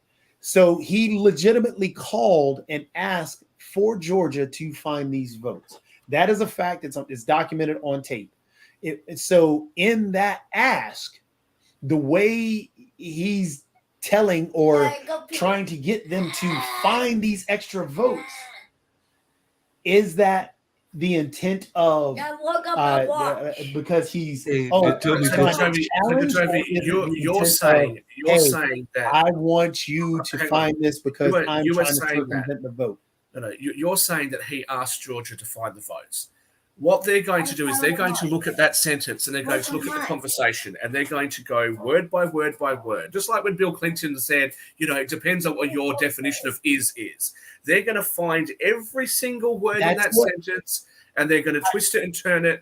And then it's going to become vague. That's why I'm again saying I can't see how the state is going to be able to make these charges out. And if they don't, if, for example, he walks on all of them, this is going to be terrible for the Democrats. Now, I don't think it's going to be terrible for the Democrats. If he is convicted of something, I'm not sure. Depending on what he's convicted of, I'm not sure whether that'll be really good for the Democrats or whether that will continue to be bad for them. But it's going to have an effect. It's going to have an effect on both parties, because right now it's fracturing the whole Republican Party because of the fact that you have those that want to get rid of Trump and those that want to keep Trump.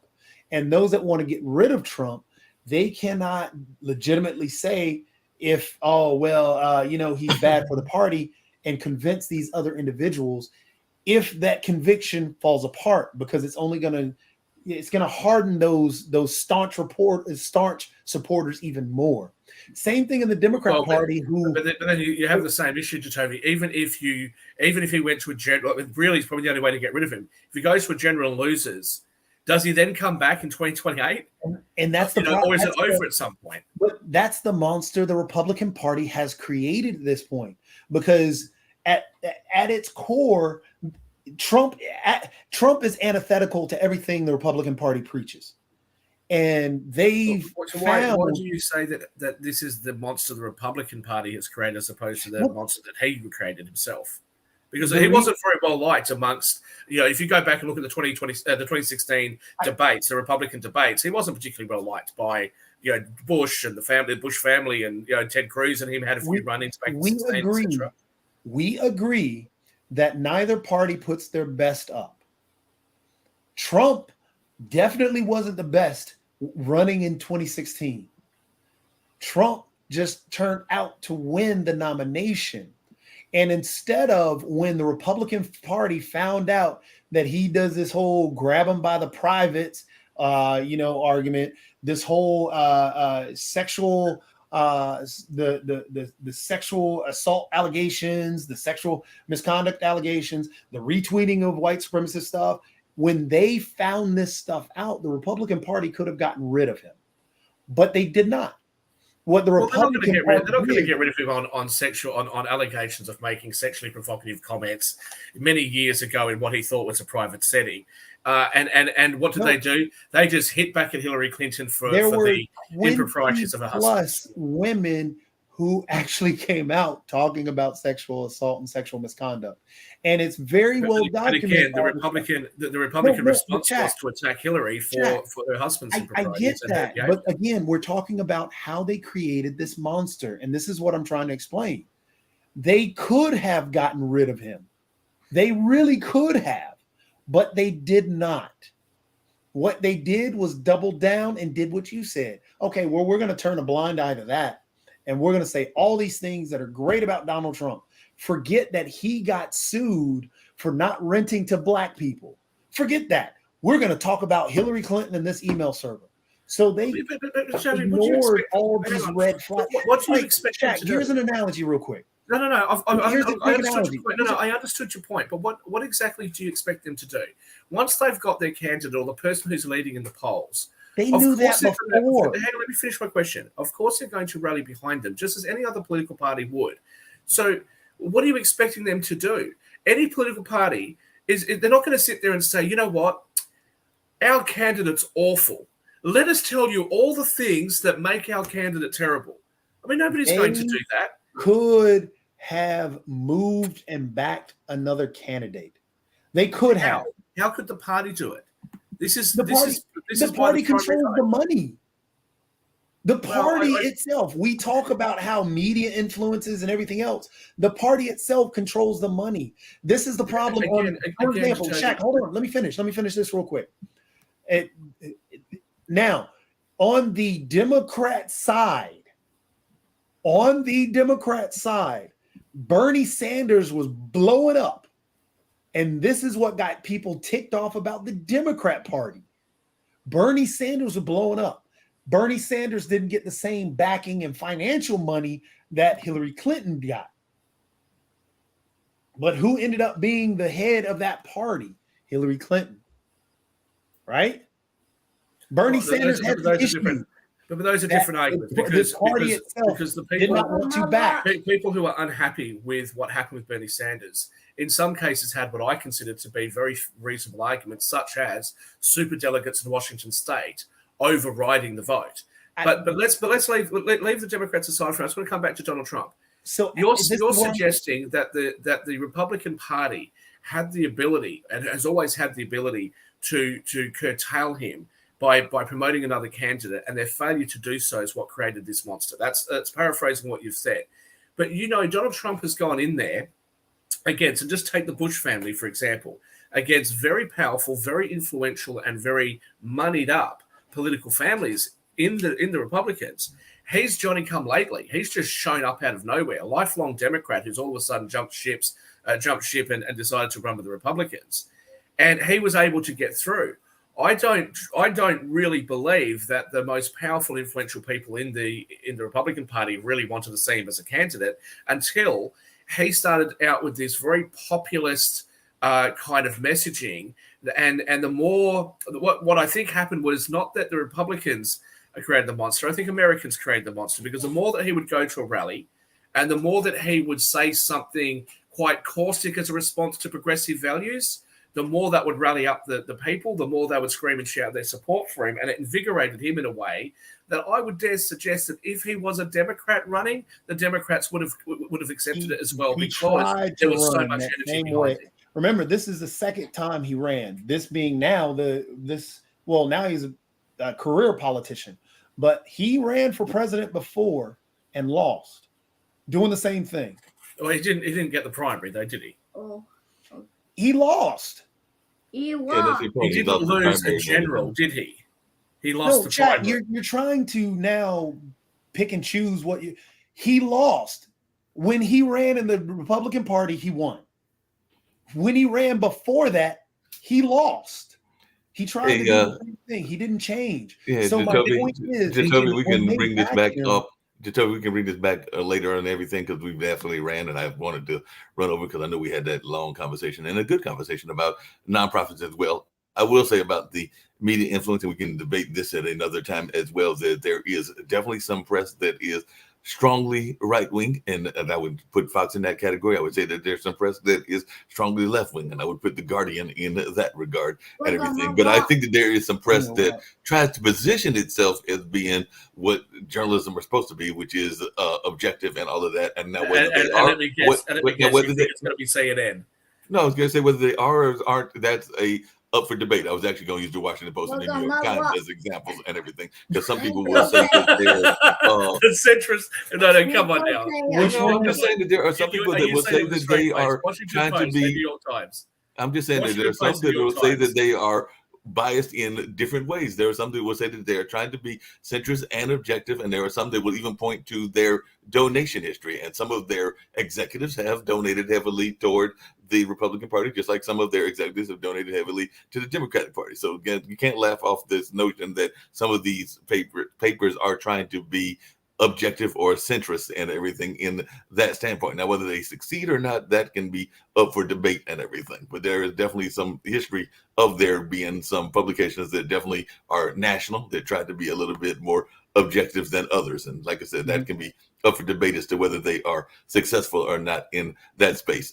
Jacoby, just really quickly, I did see that one of the attorneys for Trump is actually one of the co-conspirators and has some North Carolina ties. So maybe we'll talk to Steve about that and see if we can get her on the show, because I did not realize that Sidney Powell is from this area, but she is one of those that is here, and she is a attorney. I think she was one of Trump's main attorneys. So maybe we'll get some luck and have her on this show. I know, and this is what I'm going to use to close out, because some people think that he is a controversial figure. Some people like him, some people don't like him, but you mentioned him on last time. So I'm going to close out with a 3-minute video of Mr. Elder as to why he ran for president and all in that space and everything. And then if y'all want to say some comments about that quickly after the video runs, and then we'll just end the whole show, because it would have been about 2 hours. But here's a little bit about Mr. Elder, since some people are watching probably going like, who the heck is Larry Elder? So this is the video I found.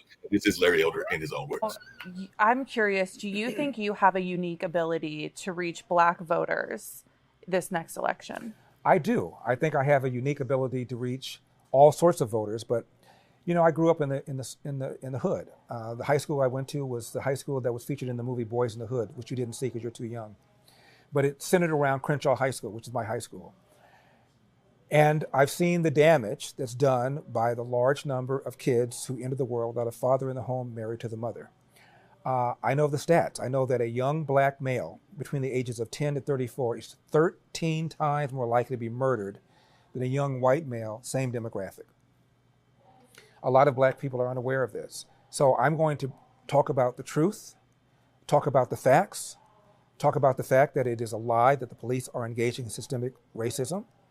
And that lie not only is wrong, not only is it demoralizing police officers, not only is it causing people not to want to join the police, it's also causing people to get killed. How?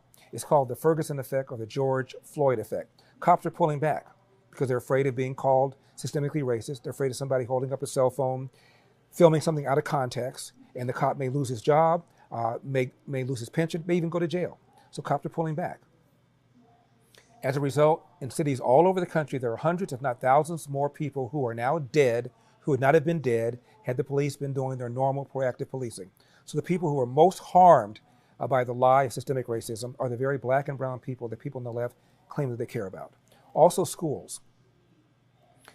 I said a moment ago, 85% of black 8th graders, these are kids who are 13 years old, can neither read nor do math at grade level.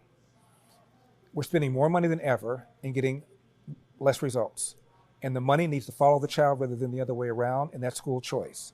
And where I've seen studies having to do with school choice, the math scores are better, reading scores are better, graduation rates are better, and parental satisfaction through the roof. We need to divorce the Democratic Party from the Teachers Union.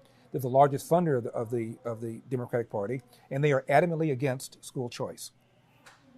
There was a study a few years ago done by Fordham Institute that looked at where government school teachers, that's a term I prefer rather than public school, government school teachers send their own kids. Nationwide, around 10% of families put their kids in private school. Around 6% of black families do. 49%, I kid you not, of Philadelphia government school teachers with school-age kids put their own kids in private schools. The number is 39% in Chicago. The people who know the schools the best aren't putting their own kids in it. What does that tell you? It is the equivalent of opening up a restaurant, putting up a sign saying, come on in, eat the food, we won't. So, school choice, the epidemic of fatherlessness, the lie that the police are engaging in systemic racism, are hurting black people more than anybody else. Finally, porous borders. I have a friend who's on the Civil Rights Commission. His name is Peter Kirsanow. And he said, we've done many studies on the impact of illegal immigration on the economy. And the liberals in the commission, the centrists, and the conservatives all agree that the group most hurt by illegal immigration are black and brown people living in the inner city, because almost all the illegal aliens have high school or less education, and therefore they're competing against people with similar education in the inner city. And they put downward pressure to the tune of around $1,800 per year on their wages. And the studies have shown that about 1 million more blacks would have jobs if the borders had been secured. So these are the kinds of issues I'm going to talk about. And I think that I can get a lot of people who have not thought about those issues to begin thinking those issues. A bit about Larry Elder. Like I said, one of my mentors actually is a supporter of something that he mentioned, and all in that space, because school choice, and Howard Fuller is actually a family friend and a mentor, and he's very much involved in the notion of school choice and charter schools. And definitely that's something that I can see that could be a interesting discussion to have in the local level and the national level. And one of our other shows actually had somebody that was featured that talked about the police violence aspect of things, and they actually went counter to what Larry said. But Amira Locke's aunt and uncle were actually on Interludes, which is one of the shows that we air here on the network. They have a documentary because they have the body cam footage about what happened in that particular case, and that definitely makes a strong argument for police misconduct in that particular incident and everything. But like I said, that show should be up because they air it live on their stuff on Tuesday, so it should be up later on this afternoon. So if folks watch it, they can hear what Amira Locke's family has to say about what happened in that particular case, because apparently he had a permit to carry and a number of other things in that case. I like some of his arguments, but the argument about teachers and people in the teachers' union sending their kids to private schools, yeah, he's right, but it's a cheap argument. The way that he made it, where he said that's like opening a restaurant and saying, "Come in and eat our food, but we won't." Well, yeah, because I'm sure that Chris Szymczynski, or how I'm not sure how you pronounce his name, the CEO of Kempczynski, the CEO of McDonald's, I don't think he's taking his family to McDonald's every night to eat. I'm sure that he goes to much fancier restaurants, so I'm not sure that argument holds much weight. But I will say it's very concerning to watch and disheartening to watch the United States, in my opinion, from afar, watch the United States tear itself apart today over these racial issues. One would have hoped that by now, in 2023, that some of these racial issues would have been, a bit more sorted out by now in your country, and there might be a little bit more unity and respect for each other. So it's very hard to watch that. I think that there are people who are being told or represented in a certain way by some politicians that they may not resonate with, that they may have different life experiences with. And Larry Elder may be actually able to speak on behalf of some of those Black Americans. Okay, well, Jatovia, there's no Black Americans that support him. In your opinion, that's fine. But I think that again, I don't think that every member of a group feels one way or another. So I think, I think it's interesting to see how that movement's going to play out. And it's going to be interesting to see whether there are going to be changes that Republicans, because they will eventually come back into power, even if it's not in 2024. There's eventually going to be a time that Republicans are going to be in power. It'll be interesting to see what changes they make and what effects they have. But I certainly hope that whatever it is, that people in your country can come back together, because it's difficult to watch you guys tear each other apart like this. Did you tell me any really quick thoughts about Larry Elder in that particular video? That was an interview that was done of his campaign launch and everything. But any particular thoughts about Larry Elder and some of his viewpoints? And then we will need to wrap up because we do have the Modern Investment Show coming. Larry Elder there are Black Republicans. I'll start with that. There are those that believe similar to Larry Elder. Candace Owens, for example. There are some that, yes, Larry Elder will speak for, but Larry Elder does not speak for the masses of the African American community. I never said that. I didn't say that you did, Shaq. I'm not talking about you. You shook your head at my comment, so what? I'm not talking about you, Shaq. He was just asking the video. Yeah, I'm talking about the video. So, as I stated, Larry Elder will not speak for the masses of the African American community due to the fact of his policies that he's pushing, especially because he's already starting out doing the similar thing that Tim Scott is doing. How Tim Scott got into the spat with Barack Obama, where Tim Scott was trying to say that racism isn't that bad because he's at this point. Larry Elder already started in that whole clip, started off trying to say that systemic racism or institutionalized racism isn't a thing. We know it is for a fact. We have studies. It's well documented. There's scholarly articles written about it. It's a real thing. We can't expect for, based on our history alone and, from the 400 plus years, then you add on the years hitting the civil rights movement, even from civil rights, which was less than 100 years ago, where you have people that marched in the whole civil rights movement that are still it still has an effect on us today. And the problem that we have in Shaq, we are steadily tearing ourselves apart because we're running from actually dealing with the issue. We get in our silos because we feel that somebody's talking about us. It's not that. What we're trying to discuss is that issue and the problem and the cause and why it's there, and then trying to figure out ways and solutions to bring together. But we're so adamantly against it because, again, we're in our silos. If the critical race theory was just trying to talk about, hey, look, these are the reasons and these are the root causes of why in policing that the minority community seem to be over policed. These are the root causes.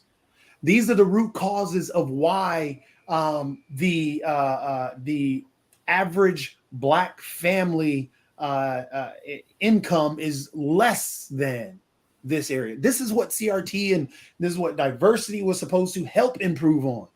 But again, if you take, we jump in our silos, and instead of trying to think of ways to come together and talk about the issues and the reasons these things are happening from redlining on, we start crying, well, you're saying that I'm racist. It's not that.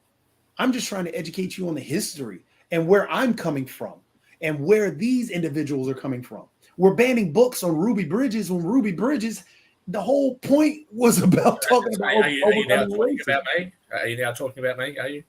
Is this now directed at me? Nothing is talking about you, Shaq. I'm just asking. You don't need me condescending. I just asked you. No, I just asked you because you then brought up the points that I've made before. So I was wondering if nothing is about you, Shaq. None of this about you. From this point on, I only asked once. I only asked once. Shaq, please, from this point on, realize everything that I'm saying has nothing to do or about you. Okay. So I that's don't know now why 4 you're getting times so you've answered my sensitive question. Thank you. I about actually that. got it the first time. You Thank keep interrupting, so I have to keep stressing. So let me finish, please. So again, we get in our silos and getting to the point where we're butting heads rather than talking about these issues. We talk about the weeds. We talk like Larry Elder in his whole comments talk about, well, Black education is down on this. Well, why is that there? There's a root cause for that. And a lot of that deals with the history that we've had in this country. But due to the fact that we're trying to ban books, we're trying to attack diversity.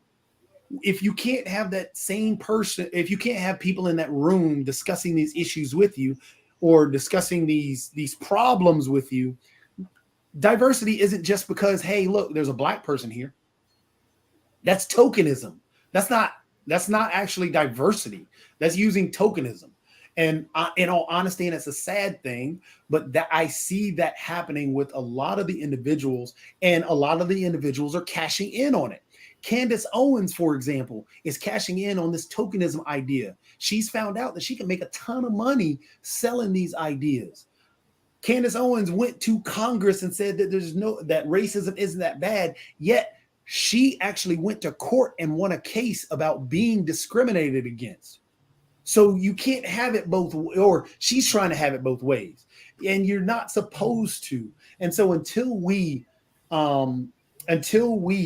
start really attacking and looking at the root issues and discussing the root issues and being honest about these things, we're going to continue to tear ourselves apart. So I agree with you, Shaq, on that we are tearing ourselves apart. And it is sad that we are, but I feel that there are ways that we can attack and work together and come together, because the more education that we have and the more exposure and representation and understanding that we have from, the minority communities, be it Hindu, be it the Japanese American communities, be it the various Hispanic communities, and so on and so forth, and the Black community included in there, because right now in 2035 or 2055, it's supposed to be the actual minority community is supposed to be larger than the Caucasian base. So we are a melting pot, and until we really become that melting pot and work together, we're still going to have these divisions, and it's only going to get worse until we talk, until we educate. Toby, along those same lines, and we're going to end this on that note and everything, but we can continue the conversation afterwards. Can I reply? If you got, I was trying to get it done before 2 hours, but if you can do a reply in 3 minutes or less. Yeah, I'll just a very quick reply. I think, Jatovi, that when you say we have these facts and we have those facts, that seems to be, in my opinion, why there is some issue.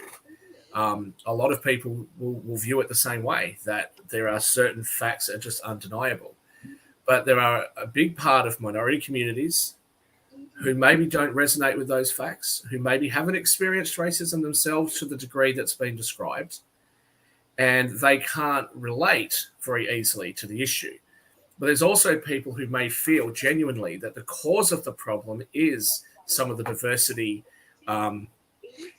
diversity attempts, or some of the affirmative action attempts that have been tried, that they might look at those as being counterproductive. And I don't think it's very easy for those people to be able to express that view without being shot down by people that don't agree with them. You started off by, it's my opinion that these people and these facts. That's where, again, I stress the education. We have the facts, and we should only focus on those and begin to educate around those. Just because crime is not high in my backyard doesn't mean that crime doesn't happen at all. So instead of, one of the problems that we get into, and the reason we get into these tete-a-tetes, not talking us, I'm talking in general, and I'm talking about the race issue, is, again, we want to deny the facts because, just as you're saying, my opinion. This is why the education and the understanding and listening is so important. You don't do that, Jatobi. You don't do that. Oh, You were Shaq, why are you just arguing? Did you want to make a show about complaining Hold on a about? second. Hold on a I'm not second. making a show about complaining about you. I'm You just just went making straight a, into no, I'm not. complaining about me. No, I'm No, not. Jacoby and listen. Shaquille, I'm getting ready to hit Wait, that you're button. We always can very continue the conversation. confident. Hold on a second. Shaq, We let can- Martin go. Shaq, Yeah, let we Martin. can. Yes, we're getting ready to close out. We can continue the conversation after I hit this lovely intro.